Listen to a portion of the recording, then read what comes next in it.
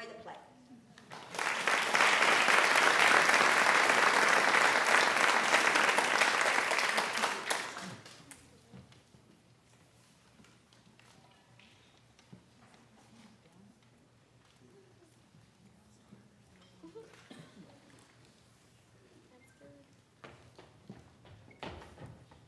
Our play begins with Aegean, a man who's been through quite a lot.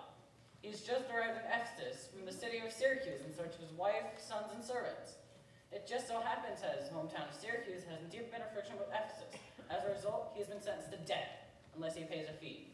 Sit back and listen to the old man's story. Merchant of Syracuse, a plead no more. I am not partial to infringe our laws. It hath in solemn synods been decreed, if any born at Ephesus be seen at any Syracusan marts and fairs. Again, if any Syracusan born comes to the bay of Ephesus, he dies, unless 1,000 marks be levied to quit the penalty and ransom him. Thy substance, valued at the highest rate, cannot amount unto 100 marks. Therefore, by law, thou art condemned to die. Yet, this is my comfort, when your words are done, my woes and likewise with the evening sun. Well, Syracusan, say, in brief, the cause of why thou departedst from thy native home. In Syracuse was I born, and wed unto a woman. Happy but for me, with her I lived in joy. Our wealth increased by prosperous voyages I often made to Epidamnum, whereto I took my wife. There had she not been long, but she became the mother of 2 goodly sons, and, which was strange, one, so like the other, this could not be distinguished but by names. That very hour, in the selfsame inn, a meaner woman was delivered. Of such a burthen, male twins, both alike. For those whose parents were exceeding poor, I bought and brought up to attend my sons. My wife, not meanly proud of 2 such boys, made daily motions for our home return. Unwilling, I agreed. Alas, too soon we came aboard. A league from Epidamnum we had sailed, for the always window-baying deep gave tragic instance of our harm. And thus it was, the sailors left the sinking ship to us. My wife, more careful for the latter born, had fastened him onto a small spare mast, such as seafaring men provide for storms. Whilst I had been like Heathfold the other, the children thus disposed, my wife and I, fixing our eyes on whom our care was fixed, fastened ourselves to either end of the mast, and, by benefit of which light, the seas waxed calm, and we discovered 2 ships making amain to us. But ere they came, well, let me say no more. Nay, forward, old man. Do not break off so, for we may pity, though not pardon thee. There the ships could meet by twice 5 leagues. We were encountered by a mighty rock, which being violently borne upon, our ship was split in and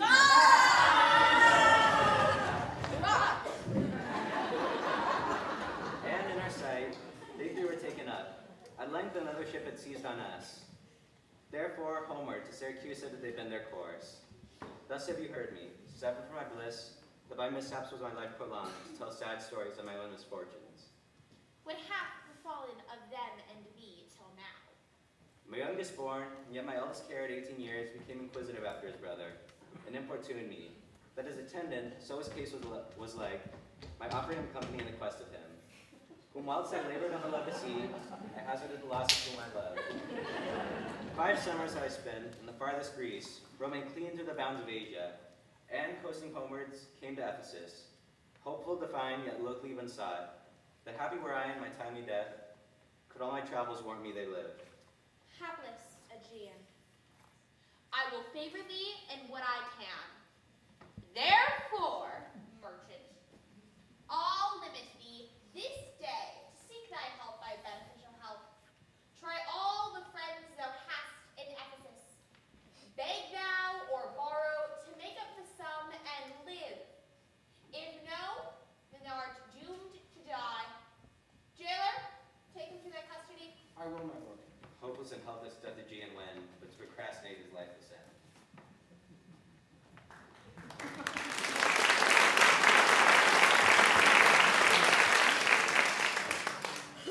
Antipholus of Syracuse has arrived in Ephesus with his servant Dromio of Syracuse in search of his long-lost brother and mother. We find him in the marketplace, meeting with a merchant who has a warning for him. This is where you need to start paying attention because the confusion is about to ensue. Remember, both Antipholus and Dromios have identical twins.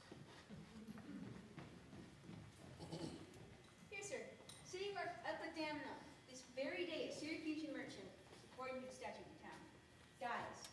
Bury the warrior sent west. Here's money that I keep. Go bear it to the centaur, where we host, and stay there, Drummer, till I come to thee. Get thee away. Thank you, man. I'll take you out your word and go and be having so good a meeting. I trust you will answer that very oft. When I am dull with care and melancholy, lightens my humor with this merry jest. Well, will you welcome me about the town? Then dine with me at my inn? I crave your pardon. At 5 o'clock, I'll meet you upon the mark. My present business calls me from you now. Farewell till then. I'll go lose myself and wander up and down to view the city. Sir, I commend you to your own content. He that commends me to mine own content, commends me to the thing I cannot get. So I to find a mother and a brother, in quest of them, unhappy lose myself. What now, how chance thou return so soon? Return so soon, rather approach too late. The capon burns, the pig falls from the spit. The clock is stricken 12 upon the bell. The meat is cold because you come not home. Stop on your windsor, tell me this, I pray, where have you left the money that I gave you? I pray you, jester, as I sit at dinner, I feel my mistress come to oppose. Come, Dromio, where is the gold I gave in charge to thee? To me, sir, why you gave no gold to me? Come on, sir, you have done your foolishness, and tell me how thou hast disposed of thy charge. My charge is but to fetch you from the mart. Home to your house, the phoenix, sir, to eat. To dinner. My mistress and her sister stays for you. In what safe place have you bestowed my money? Where is the 1,000 marks thou hadst of me? I have some of your marks upon my pay, some of my mistress's marks upon my shoulders, but not 1,000 marks between the both of you. Thy mistress's marks, what mistress thing hast thou? Thy worship's life, my mistress has repeated it. What, will thou flaunt me this into my face, being forbid? There, take that, and that. What mean you, sir, for God's sake? Hold your hand, nay, you will not. I'll take my heels. Upon my life, by some device or other, this villain is over of all my money. I'll to the centaur. I greatly fear my money is not safe.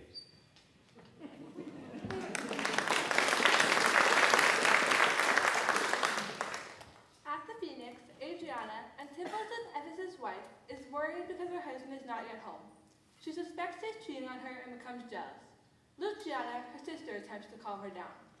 While Adriana is bad-mouthing her husband, Dromio of Ephesus returns out without Antipholus and Adriana turns on him.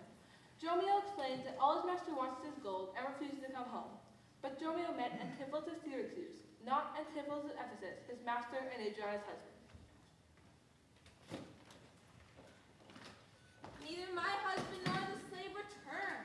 Sure, Luciana, it is 2 o'clock. Good sister, let us dine and never fret. A man is master of his liberty, and time is their master. When they see time, they'll go or come. If so, be patient, sister. Why should their liberty than ours be more? Because their business still lies outside the door. Look, when I serve him so, he takes it ill. Oh no, he's the bridle of your will. There's none but asses will be bridled so. Why, headstrong liberty is lashed with woe. There's nothing situate under heaven's eye, but hath his bound in earth, in sea, in sky. The beasts, the fishes, and the winged fowls are their male subjects and at their control. Man, more divine, masters of all these, Lord of the wide world and wild watery seas, are masters to their females and their lords. But let your will attend on their accords. This servitude makes you to keep unwed. Not this, but troubles in the marriage bed. But were you wedded, you would bear some sway. Ere I learn to love, I'll practice to obey. How would your husband start some other way? Till he come home again, I would forbear. Patience unmoved. No marvel though she pause. They can be meek that have no other cause. So thou that hast no unkind mate to grieve thee, with urging helpless patience wouldst relieve me. Well, I will marry one day, but to try. Look, here comes your man now, your husband nigh. Say, is your tardy master now at hand? Nay, he's at 2 hands with me, and that my 2 ears could witness. Say, didst thou speak with him? Knowest thou his mind? Ow. Spake he so doubtfully thou couldst not feel his meaning? But say, I prithee, is he coming home? Why, mistress, sure my master is horn mad. Horn mad? No, really, I mean a couple mad, but sure he is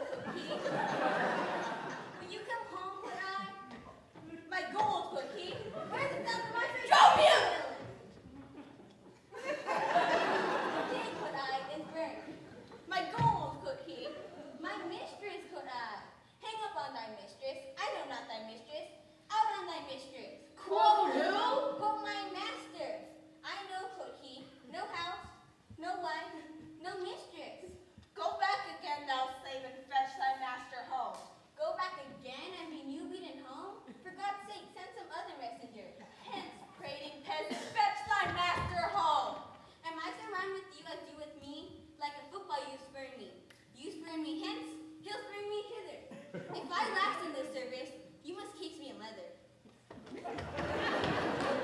Why, how impatience loreth in your face? His company must do his minions grace, whilst I at home starve for a merry look.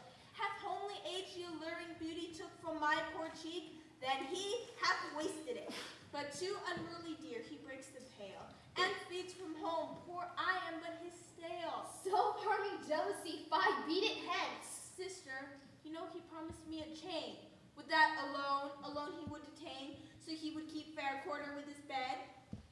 Since that my beauty cannot please his eye, oh weep what's left away, and weeping die. How many fond fools serve mad jealousy?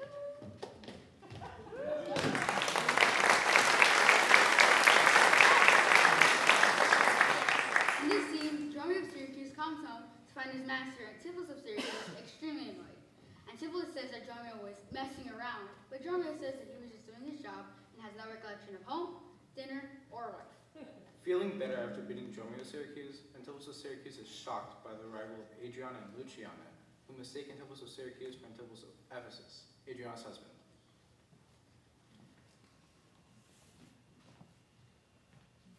The gold I gave to Dromio was laid it safe with the centaur, and the heedful slaves wandered forth in care to seek me out.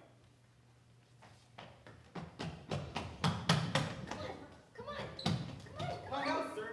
As you love stroke so jest with me again, you know no centaur, you received no gold, your mistress sent me home to dinner, my house was at the Phoenix, wouldst thou mad that dost so madly just answer me? What answer, sir? When spake I such a word? Even now? Even here? Not half an hour since. I did not see you, since you sent me hence home to the centaur with the gold you gave me. Villain, thou didst deny the gold receipt and told me of a mistress and a dinner, for which I hope thou felt I was displeased. I'm glad to see you in this merry vein. What means this jest? I pray you, master, tell me. Thinkest thou I jest? Hold, take that, and that. Sir, I thank you. Thank you, sir, for what? Marry, sir, for this something that you gave me for nothing. I'll make you amends next and give you nothing from something. But say, sir, that dinner time. No, sir, I think the meat once that I have. Good time, sir, what's that? Well, sir, then just a good time. There's a time for all things.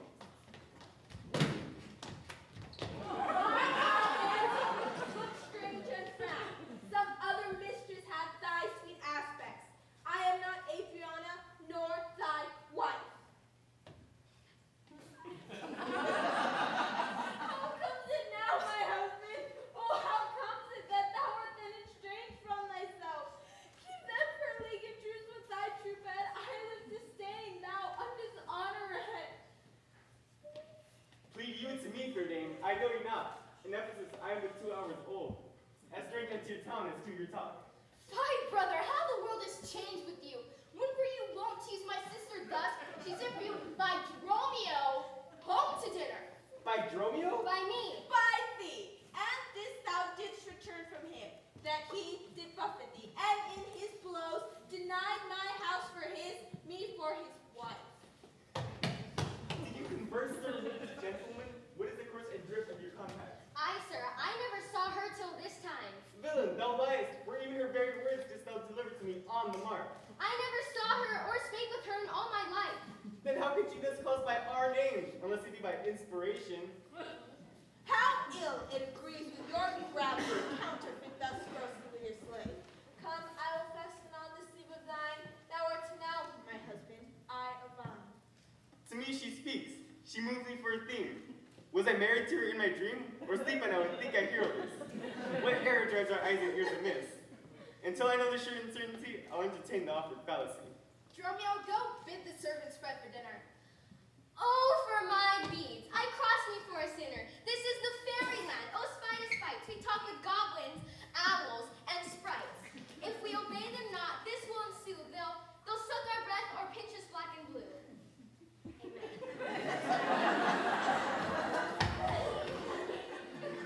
Dromio, why prettest out of thyself and answers not?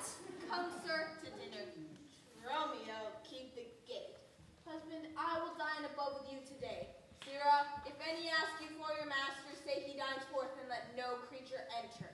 Come, sister. Dromio, play the porter well. Master, shall I be porter at the gate? Aye, and let none enter, lest I break your pate. Come, Antipholus, we dine too late.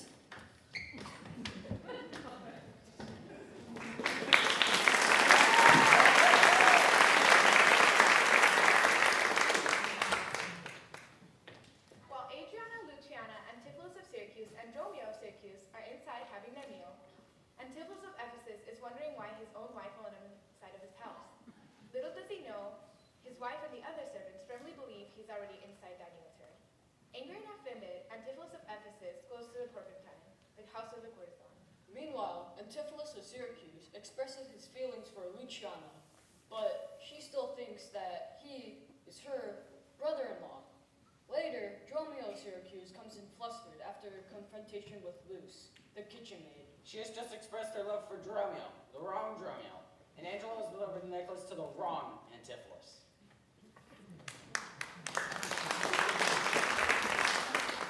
Signor Angelo, you must excuse us all. My wife is sure should I keep not hours. But here's a villain that would face me down. He met me on the mart, and then I beat him and charged him with 1,000 marks in gold, and then I did deny my wife and house. Thou drunkard, thou didst not mean by this. Say what you will, sir, but I know what I know. I think thou art an ass. Mary, so it does appear by the wrongs I suffer and the blows I bear. You're sad, Signor Balthasar. Pray God our cheer may answer my goodwill and your good welcome here. I hold your dainties cheap, sir, and your welcome dear. A table full of welcome makes scarce one dainty dish. Good meat, sir, is common, that every trow affords. And welcome more common, for that's nothing but words. Better cheer may you have, but not with better heart. But soft, my door is locked. Go bid them let us in. Maud, Bridget, Marion, Cicely, Jillian, Jen. Bo, Maltose, Coupon, Coxcomb, idiot, cat. Either get thee from the door or sit down at the hatch. Dost thou conjure for such wenches that thou callest for such store? When one is one too many, go get thee from the door. What art thou that keepest me out from the house I owe? The porter for this time, sir, my name is Romeo. Oh, villain, thou still both my notice and my name. The one ne'er got me credit, the other mickle blame. If thou hast been Dromio today in my place. What a coils there, Dromio. Who are those at the gate? Let my master in loose. Faith, no, he comes too late, so tell your master. Oh Lord, I must slap. Have it you with a proverb. Shall I set in my staff? How about you with another? That's when can you tell? If thy name be called Luce, Luce thou hast answered him well. Do you hear, you minion? You'll let us in, I hope. And you said no. Well struck. There was blow for blow. Thou baggage, let me in. He shall forsake. Master, knock the door hard. You'll cry for this minion if I beat the door down. Please don't let her stars in town. Who is at the door that keeps all this noise? By my troth, your town is troubled with unruly boys. Are you there, wife? You might have come before. Your wife, sir knave. Go get you from the door. If you went in pain, master, this maid would go sore. Here is neither cheer, sir, nor welcome we would fain have either. In debating which is best, we shall part with neither. Descend at the door, master. Bid them welcome hither. There's something in the wind that we cannot get in. Go fetch me something. I'll break up the gate. Break any breaking here, and I'll break your name's cake. Go get thee gone! Fetch me an iron crow! Have patience, sir, oh, let it not be so. Turn your war against your reputation, and draw within the compass of suspect the inviolated honor of your wife. You have prevailed. I will depart in quiet, and in spite of mirth, mean to be merry. I know a wench of excellent discourse. Pretty and witty, wild and yet too gentle. There will be my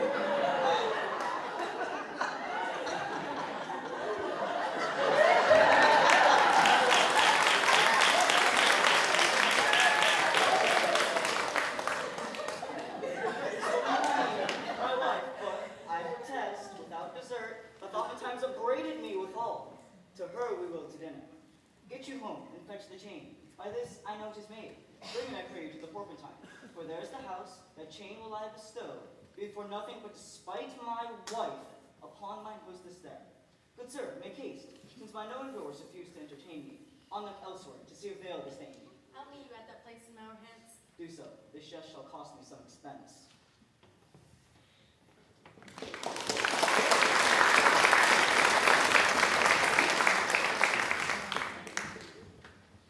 It may be you quite forgot a husband's office. Shall Antipholus, if you did wed my sister for her wealth, then for her wealth's sake, use her with more kindness, or if you like elsewhere, do so by stealth. Let not my sister read it in your eye. We in motion turn, and you may move us so, gentle brother, get you in again. Comfort my sister, cheer her, call her wife. Are you a god? Would you create me new? Transform me then into your power I'll yield. But if that I am I, then well I know, your weeping sister is no wife of mine, nor to her bed nor homage do I owe. Far more, to you I do decline. O turn me not, Timid, with thy note, who drown me in thy sister's flood of tears. Sing, siren, sing for thyself, and I will do. What? Are you mad that you do reason so? Not mad, but maiden.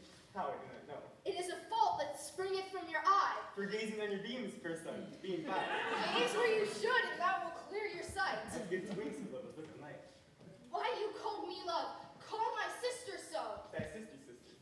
That's my sister. Call thyself sister, sweet, for I am thee. Oh, soft sir, hold you still. I'll fetch my sister to get her good will.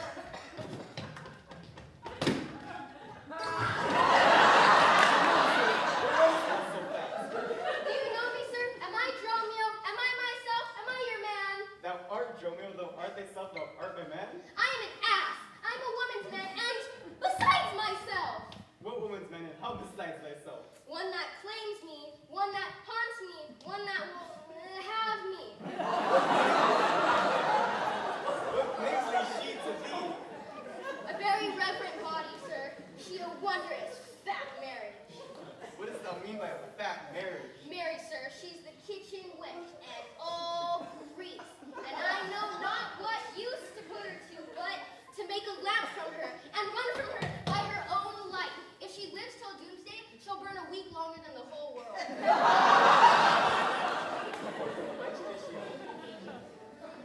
Black, like my shoe, but her face nothing like so clean kept, for she sweats. A man may go over his shoes in the grime of it.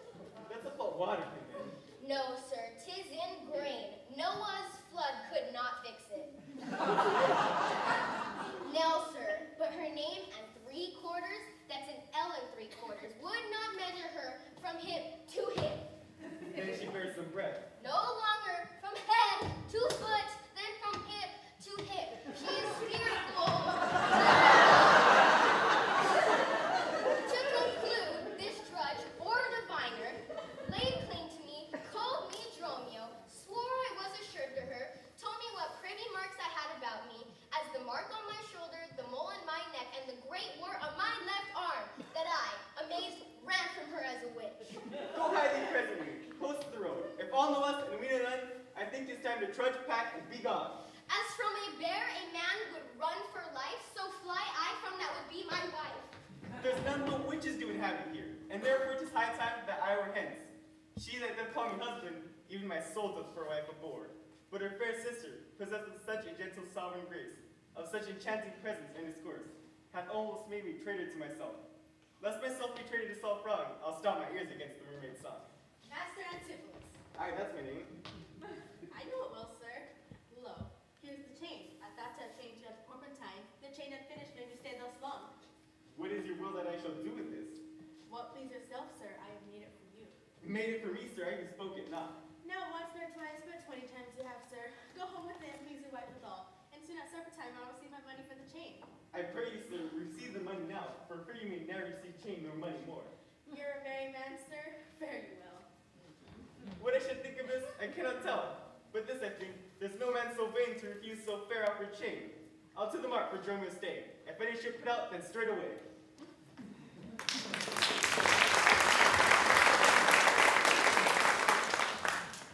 Welcome to Act 4. Here's what you need to know. Antipholus of Ephesus has ordered a necklace for his wife Adriana.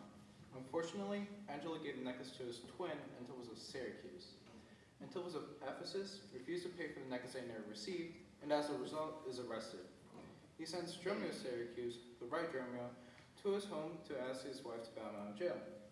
Upon his arrival, he finds Luciana sharing her sister's husband, which is actually Antipholus of Syracuse, has been trying to put the moves on her. Drama!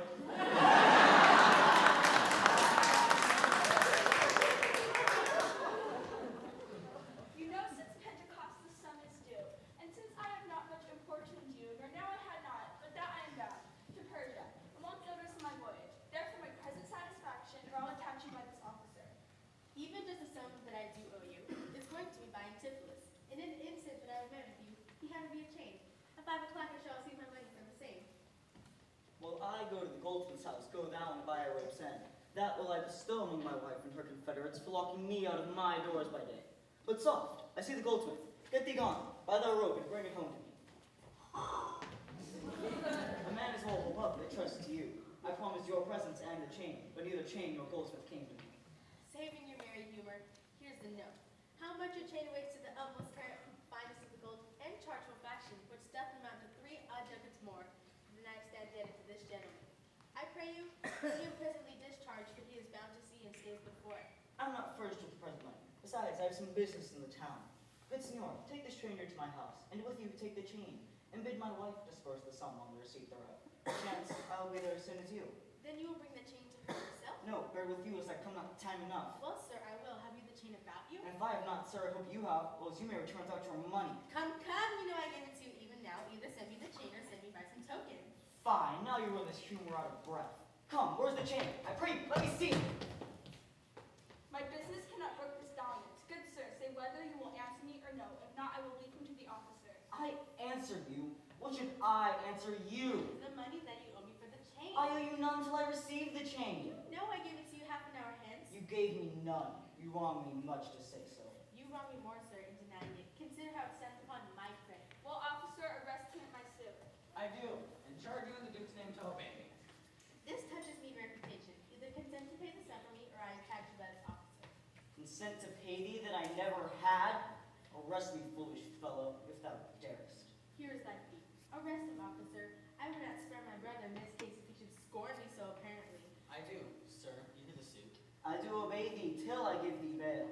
But, sirrah, you shall buy this sport as dear as all the metal in your shop will answer. Sir, I shall have law and emphasis to your notorious shame, I doubt it not. Master!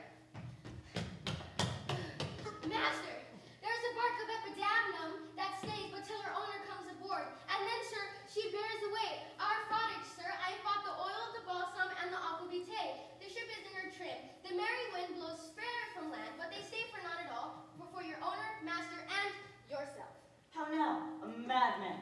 Why, thou peevish sheep? What ship of epidamnum stays for me? A ship you sent me to hire waftage. Thou drunken slave, I sent thee for a rope, and told thee to what purpose and what end. You sent me for a rope's end, as soon you sent me to the bay, sir, for a bark. I'll debate this matter at more leisure. To Adriana, villain, hie thee straight. Give her this key, and tell her in the desk there's a purse of ducats. Let her send it. Tell her I am arrested in the street, and that shall bail me. Hie thee, slave, be gone. On, officer, to prison till it come. To Adriana, that is where we dine, where a wench did claim me for her husband. Thither I must, although against my will, for servants must their masters' minds fulfill.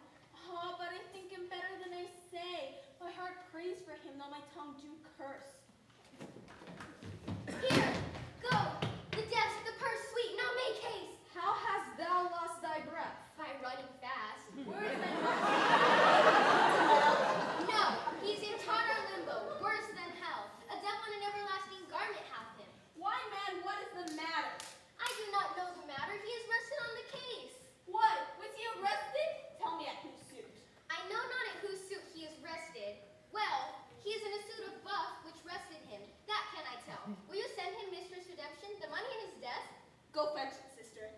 This I wonder at, that he, unknown to me, should be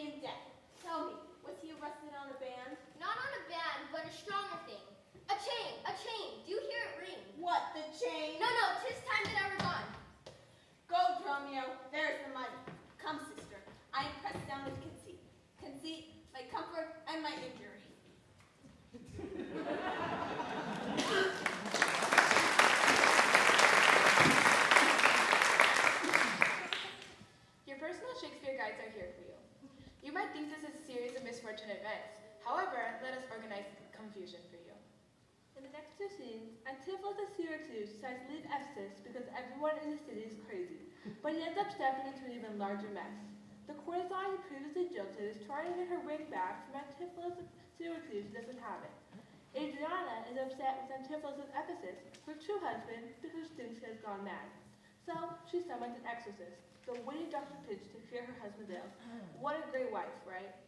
So just to recap, from the scene to come, be on the lookout for a ring, a rope, a sassy courtesan, and an exorcist.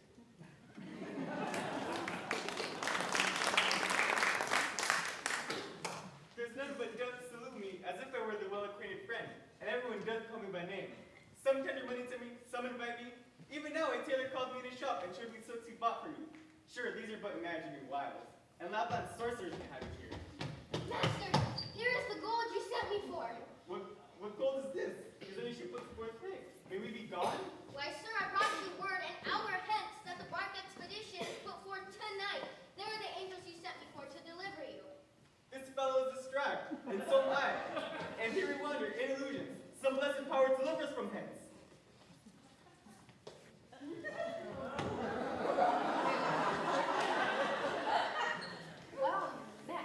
Well met, Master Antipholus. I see, sir, you found the ghost book now. Is that the chain you promised me today? Satan avoid, I purpose, tempt me not. Master, is this Mistress Satan? It is the devil. It is written they appear to men like angels of light. Come not near her! The man in harmless Mary, sir. When you of me, well, men are near here. Avoid that fiend, I conjure thee to leave me and be gone. Give me the ring of mine and hide dinner, and I'll be gone, sir, and not trouble you. I pray you, sir, my ring or else in chains. I pray you do not mean to cheat me so. Avaunt thou witch, come, Dromio, let us go. Now out of doubt.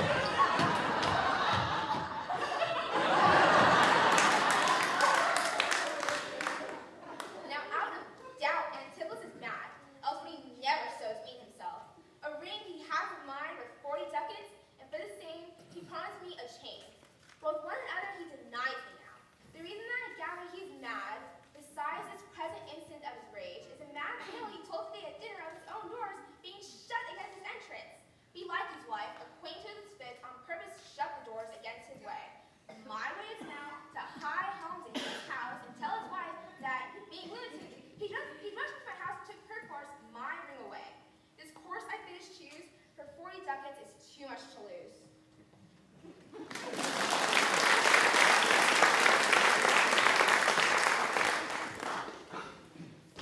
Fear me not, man, I will not break away. Here comes a man. I think he brings the money. How now, sir? How be that I sent you for? Hear that I warned you will pay them all. But where is the money? Why, sir, I gave you for the rope. 500 ducats, villain, for a rope?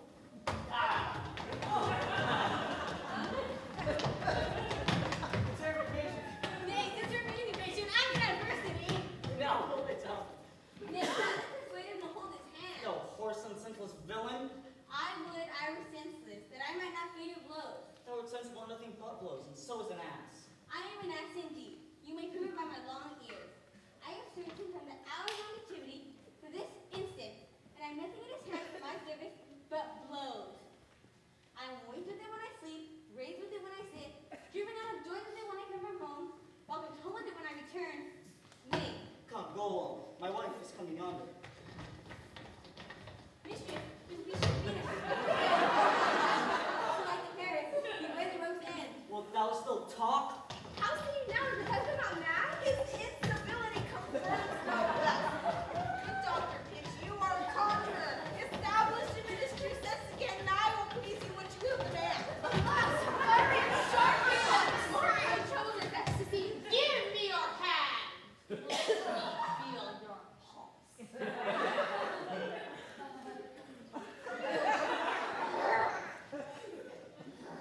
There's my hand, let it through your ear.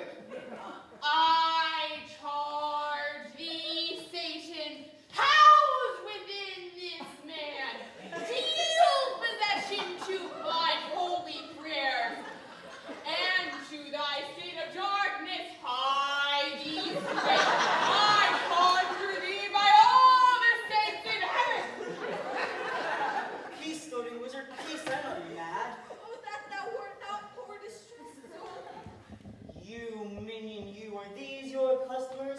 Did this companion with the saffron face revel and feasted at my house today? Was upon me the guilty doors were shut, and I did not to enter in my house? Oh, husband, God doth know you dined at home today, where you had remained until this time, free from these slanders and this open shame. Dined at home, thou villain, what sayest thou? Sir, sooth to say you did not dine at home. Were not my doors locked up, and now I shut out? Pretty, your door's locked and you shut out. And did not she herself revile me then? Stand stable, she herself reviled you. Does not her kitchen maid rail, taunt, and scorn me? Surely she did, the kitchen vessel scorned you. And did not I enraged depart from thence? In verity you did, my bones bear witness. Thou hast summoned the goldsmith to arrest me. Alas, I sent you money to redeem you by Dromio here, who came forth in haste. Money by me? Pardon, good boy, you might not have dragged money by me. Once not out of her for a purse of ducats? He came to me, and I delivered it. And I am witness with her that she did. God and the road maker bear me witness that I was sent for nothing but a road. Mistress! Both man and master is possessed. I know it by their pale and deadly looks. They must be bound and laid in some dark room. Oh, bind him, let him not come near me. Go bind this man, for he is friend too. What wilt thou do, thou peevish officer? Hast thou delight to see a wretched man do outrage and displeasure to himself? He is my prisoner. If I let him go today, he'll be party. I will discharge thee. Bear me forthwith unto his creditor, and knowing how the debt grows, I will good master doctor, see him safe and home conveyed to my house. Almost unhappy day. Almost a happy strumpet. Master, I'm here entered and gone for you. How long, you villain? Wherefore dost thou mad me? Will you be gone for nothing? Good master, be mad. Cry, the devil! God help their souls, how idly do they talk. Go bear him hence. Sister, go you with me. Say now, whose suit is he arrested at? One Angelo, goldsmith. You know him? I know the man. What is the sum he owes? 200 ducats. Say how grows it due. For a chain your husband had of him. He did bespeak a chain for me, but had it not. When as your husband, all enraged today, came to my house and took away my ring, the ring I saw upon his finger now, soon after did I meet him with the chain. It may be so, but I did never see it. Come, jailer, bring me where the goldsmith is. I long to know the truth hereof at large.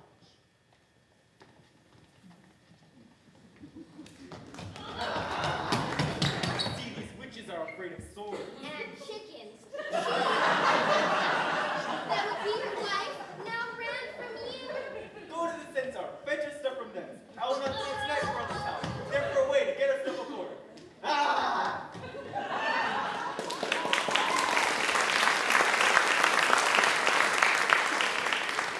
Okay, so we're coming to the end of the play. Talk to even wackier. Remember, we had the two sets of twins and the lovely sisters Adriana and Luciana. Foster got poor Jean was out to be beheaded, and a feisty protective abbess in the scene.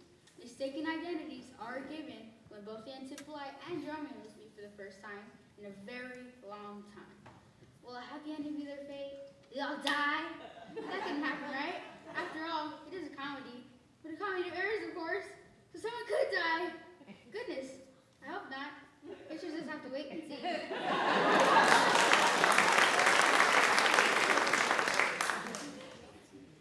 I am sorry, sir, that I offended you, but I protest.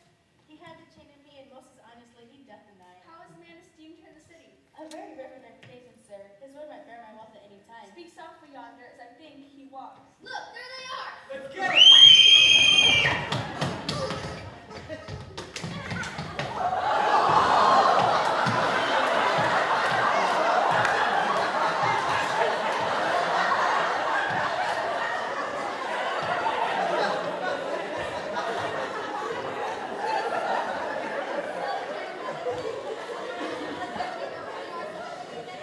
Can you deny it? I think I had. I never did deny it. Yes, that you did, sir, for swearing.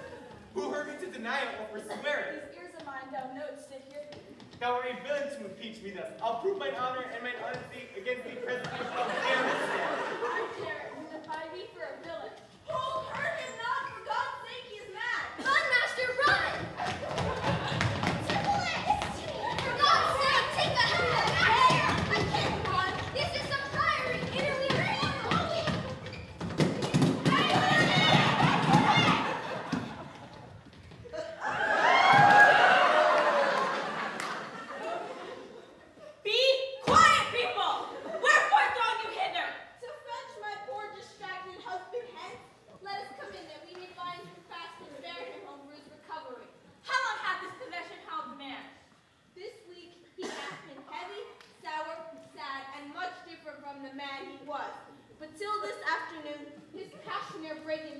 extremity of rage. Good people enter and lay hold on him. No! Not a creature enters my house. Then that your servants bring my husband forth. Neither. He took this place for sanctuary, and it shall privilege it from your hand till I have brought him to his wits again. Therefore depart, and leave him here with me. I will not hence and leave my husband here. And ill it doth beseem your holiness to separate the husband and the wife. Be quiet!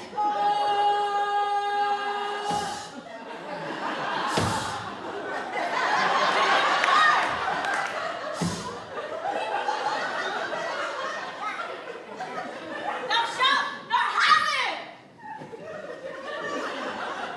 Lead them to the Duke of this indignity. I will fall prostrate at his feet. By this I think the dial points at 5.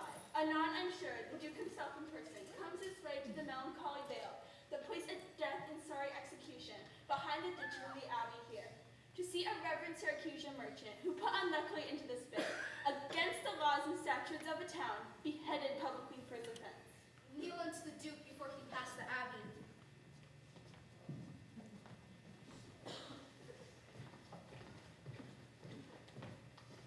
Justice, most sacred Duke, against the abbess. It cannot be that she hath done wrong. May it please your grace. Antipholus, my husband, this ill day, a most outrageous fit of madness took him, that desperately he hurried through the streets with his bondman, all as mad as he. Once did I get him bound and sent him home, and with his mad attendant and himself, each with ireful passion and drawn swords, met us again, madly bent on us, chased us away, till, raising of more aid, we came again to bind them. Then they fled into this abbey, whither we pursued them, and here the abbess shuts the gates on us. Oh, mistress, shift and save yourself. My master and his man both broke loose. And sure, unless you send some present help, between them they will kill the conjurer. Peace, fool, thy man and his master are here, and that is false thou dost report to us. Mistress, upon my life, I tell you true. Adriana! Hark, they hear me, mistress, fly, be gone! Adriana! My maid is my husband! When Misuke is born about invisible, even now we house him in the abbey here, and now he's there past thought of human reason! Justice, most gracious Duke. Oh, grant me justice. Unless fear of death doth make me dote, I see my son Antipholus, and Dromio. Justice, sweet prince, against that woman there. She whom thou gavest me to be my wife, that abused and dishonored me. Discover how, and thou shalt find me just. This day, great Duke, she shut the doors upon me, while she with harlots feasted in mine house. Harlots. A grievous fault. Say, woman, didst thou so? No, my good lord, myself, he, and my sister today did dine together. So befall my soul, as this is false, he burdens me withal. Ne'er may I look on day nor sleep at night, but she tells you, your highness, simple truth. My liege, I am advised what I say. This woman locked me out this day from dinner. That goldsmith there could witness it, for he was with me then, who parted me to go fetch a chain, promising to bring it to the Porpentine, where Balthazar and I would dine together. It's true.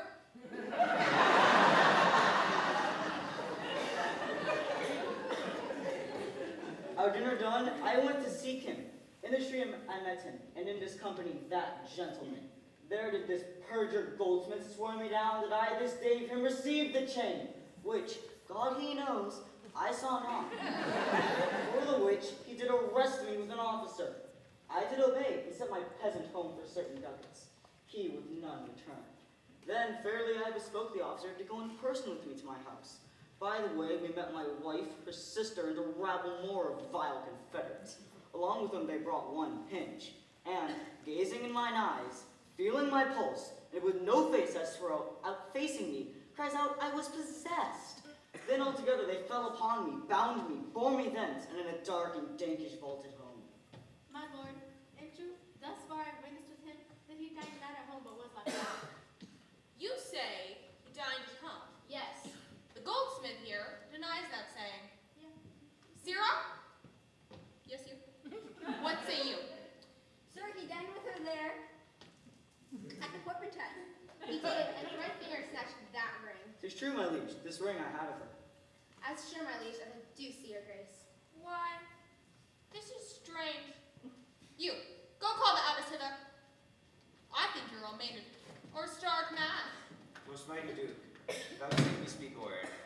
see a friend who will save my life and pay the sum that may deliver me. Speak freely, Syracusan, what thou wilt. Is not, sir, your name called Antipholus? And is that not your bondman Dromio? Within this hour was the bondman. I'm sure both of you remember me. Ourselves we do remember, sir, by you, for that we were bound as you are now. You are not Pinch's patient, are you, sir? Why look you strange on me? You know me well. I never saw you in my life till now. Oh, grief have changed my face since you saw me last. Tell me, dost thou not know my voice? Neither. Dromio nor thou? No, trust me, sir, nor I. I'm sure thou dost. Aye, but I am sure I do not. And when a man doth deny, you are bound to believe him. Not know my voice? Tell me thou art my son Antipholus. I never saw my father in my life. But 7 years since, in Syracuse, boy, thou knowst we parted. The Duke and all that know me in the city can witness with me that it is not so. I never saw Syracuse in my life. I tell thee, Syracusan, 20 years have I been patron to Antipholus, during which time he ne'er saw Syracusa. I see thy age and dangers make thee dote. Most mighty Jew, behold a man much welcome.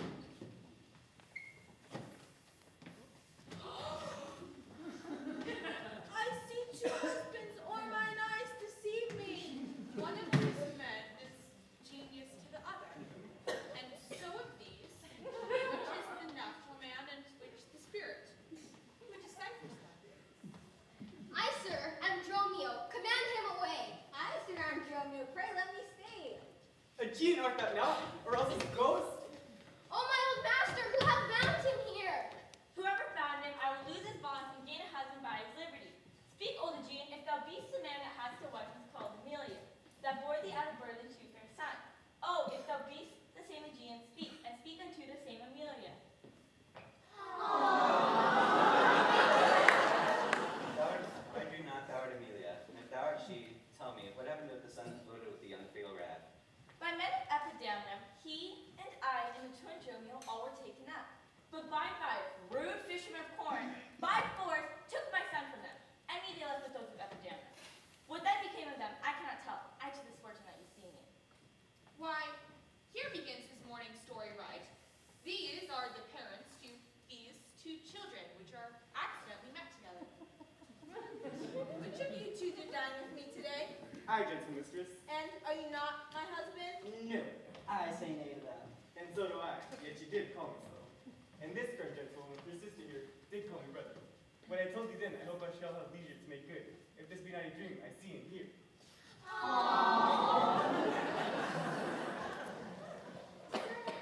must have that diamond from you. There, take it, and much thanks for my good cheer.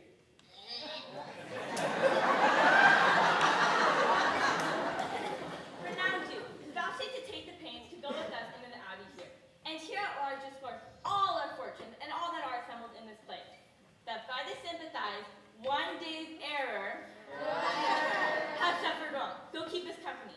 The Duke, my husband, and my children both. Go to a gossip feast and go with me. After so long grief, such nativity.